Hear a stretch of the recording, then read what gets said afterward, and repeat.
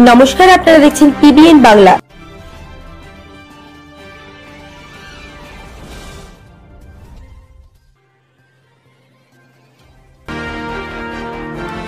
নমস্কার, আপনারা দেখছেন টিবিএন নিউজ বাংলা। আরামবাগ 24 নম্বর রোডের গির্জাতলায় বাস পাল্টি খেয়ে বহু মানুষ জখম। প্রশাসন দেরিতে আসায় উত্তেজিত জনতা। বন্দর থেকে আরামবাগের দিকে প্রচন্ড গতিতে শ্রীকৃষ্ণ নামের একটি বাস আসার সময় 24 নম্বর রোডের গির্জাতলায় পাল্টি খেয়ে যায়। গাড়িতে প্রচুর যাত্রী থাকায় জখমের সংখ্যাও অনেক। স্থানীয় মানুষজন উদ্ধার কাজে ঝাঁপিয়ে পড়লেও পুলিশ ও দমকল বাহিনী দেরিতে পৌঁছানোর জন্য এলাকার মানুষজন তীব্র ক্ষোভে ফেটে পড়েন। উত্তেজনা ছড়িয়ে পড়ে এলাকায়।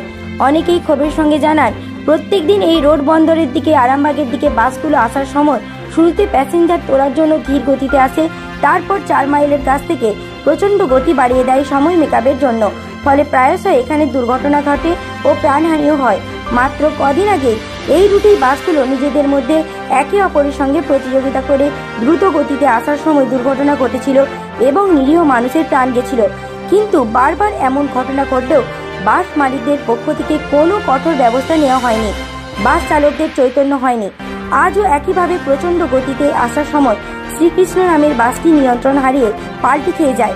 অ্যাম্বুলেন্স চালকরা দ্রুত ঘটনাস্থলে পৌঁছে জখমদের আরামবাগ মেডিকেল কলেজ হাসপাতালে নিয়ে যান। বিস্তারিত জানতে দেখুন টিবিএন নিউজ বাংলা।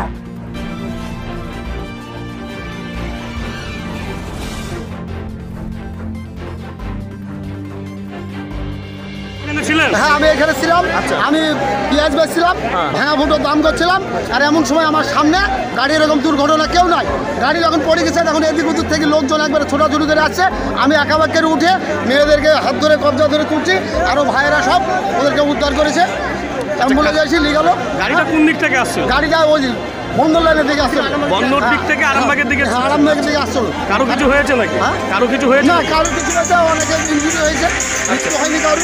হ্যাঁ, অনেক ঘাম হয়ে গেছে। আর এই তো অবস্থা, বুঝতে পারছেন। মানুষজন পরে পরে এসে সবাই কেউ মই ভিড়ে দিয়েছে, কেউ করেছে, উদ্ধার করেছে সবাই। হ্যাঁ, গাড়িটার আমি 10 হাত দূরাদূরি ছিলাম। আমি তো দুর্ঘটনা ঘটিয়ে দিলাম। বাসটা পাল্টে হওয়ার পর এখনো অব্দি যতজন মানুষ ভেতরের মধ্যে ছিল তাদের সবাইকে উদ্ধার করা? হ্যাঁ, সবাইকে উদ্ধার করা হয়েছে। বাচ্চার মধ্যে আর কেউ নেই, সবাইকে উদ্ধার করা হয়েছে। সবাইকে উদ্ধার করে হসপিটালের মধ্যে ভাইয়েরা সবাই উদ্ধার করেছে। হসপিটালের মধ্যে পাঠিয়ে দেওয়া হয়েছে। হ্যাঁ, হসপিটালে অ্যাম্বুলেন্স সব পাঠিয়ে হয়েছে। ফোন করার কতক্ষণ পর এখানে আইন বা প্রশাসন বা অ্যাম্বুলেন্স ঢুকেছে? মোটামুটি 25 মিনিট পরে ঢুকেছে। মানে এই নিয়ে সাধারণ মানুষের একটু মনের মধ্যে ক্ষোভ হয়েছে যে এত বড় দুর্ঘটনা ঘটে যাওয়ার পরেও এতক্ষণ পরে, 1 ঘন্টা পর একটা প্রশাসনের অ্যাম্বুলেন্স। এখন দেখতেই পাচ্ছেন এই মুহূর্তে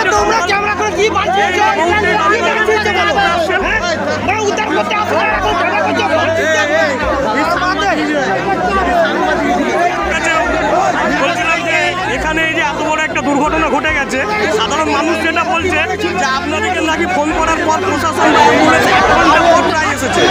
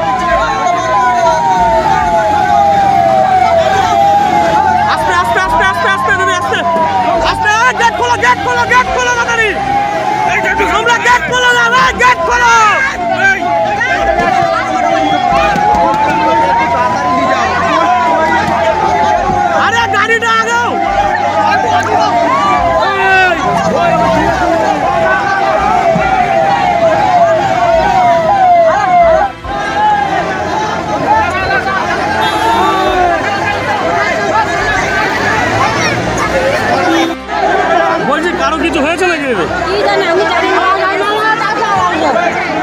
আপনিও ছিলেন নাকি? কি করে হলো এরকম? কি করে পাল্টে গেল, সামনে বসছিল। গাড়িটা কোন দিক থেকে আসছিল? বন্দর লাইন থেকে আসছিল, আরামবাগ। বন্দর দিক থেকে আরামবাগের দিকে আসছিল, তাই তো? কারো কিছু হয়েছে নাকি? কারো কিছু হয়নি, তবে গুরুতর লেগেছে। আমার বুকে বিরাট যন্ত্রণা হচ্ছে। আচ্ছা আচ্ছা, আমি দাঁড়াতে পারছি না। আচ্ছা দাঁড়ান দাঁড়ান।